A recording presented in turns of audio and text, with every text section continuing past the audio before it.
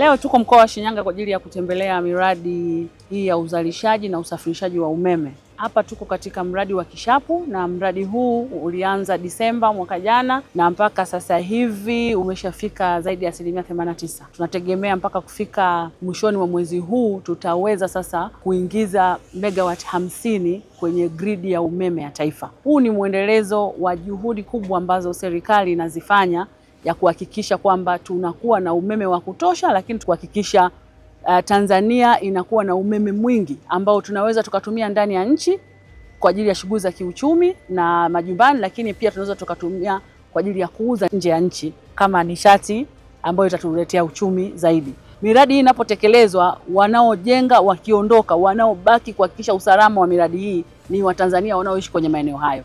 Ni lazima waone kwamba wao wamekuwa sehemu ya uendelezaji na ujengwaji wa miradi hii. Mradi huu umeanza kutekelezwa toka mwaka 2023 mwishoni na umekuwa na awamu kama mbili.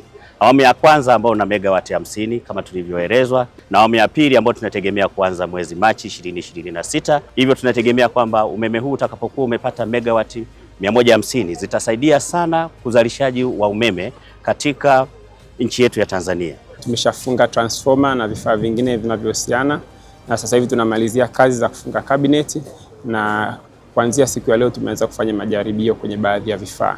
Kwa hiyo tunatarajia kabla ya mwisho wa mwezi huu wa kwanza tutakamilisha majaribio na umeme utaweza kuingia kwenye grid ya taifa. TANESCO, tunayaangaza maisha yako.